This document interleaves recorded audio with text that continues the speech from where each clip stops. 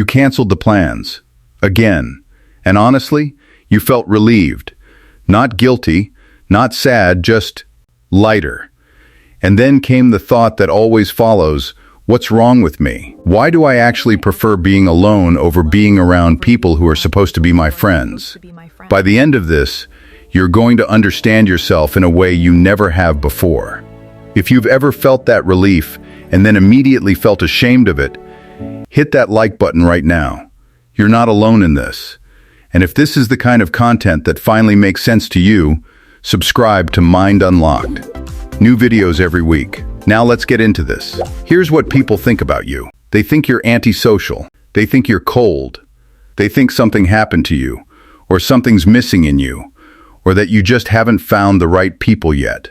And you've heard it so many times that part of you started to believe it. But here's what's actually true. You're not broken. You're not damaged. You're not wrong for feeling the way you feel. You are someone whose nervous system is simply more honest than most. You feel the difference between real connection and performed connection, and you refuse to pretend you don't. You didn't choose this. You just can't unknow what you know. And today, we're going to get into exactly why. Most people think the preference for solitude is about not liking people. That's the surface reading. But that's not what's actually happening. What's really going on is much more specific. It's not that you don't want connection. It's that you want real connection. And you've been around enough fake versions of it to know the difference instantly. You walk into a room, and within minutes you can feel it. Who's performing, who's people-pleasing, who's saying one thing and thinking another. And that kind of environment doesn't just bore you. It actually drains you, not because you're weak, but because you're paying attention in a way most people aren't. You're processing more, feeling more, noticing more, and spending 2 hours pretending none of that is happening takes more out of you than a full day of real, honest conversation ever would. But here's where it gets really interesting.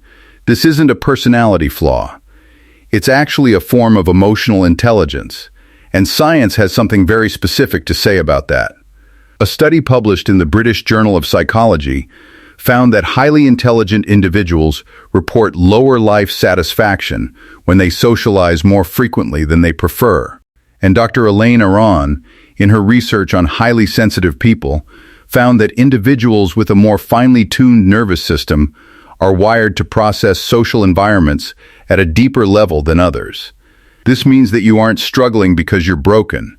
You're struggling because you're in environments that weren't built for the way your mind actually works. Think about it like this. You wouldn't say a sports car has a problem because it runs poorly on bad fuel. The car's not the issue. The fuel is. But here is what nobody tells you. The solitude you choose isn't emptiness. It's maintenance. It's the space where you actually become yourself again after spending time being what everyone else needed you to be. There are people watching this right now who haven't had a real conversation in months, surrounded by people, not because no one is around, but because no one around them is real, and you've stopped settling for that. That's not isolation. That's standards. You are allowed to choose silence over small talk. You are allowed to leave the group chat on mute. You are allowed to say no to the gathering that would cost you 3 days of recovery. Here's the line that I think needs to be said out loud. Preferring one honest conversation over 20 shallow ones isn't loneliness. It's self-respect. You've been carrying this for a long time. The quiet guilt, the forced smiles, the exhaustion of pretending that surface level is enough when everything inside you is built for depth. That weight is real. And it makes sense that you've pulled back. Not because you gave up on people, but because you refuse to give up on what real connection is actually supposed to feel like. That's not a flaw you're fixing. That's healing.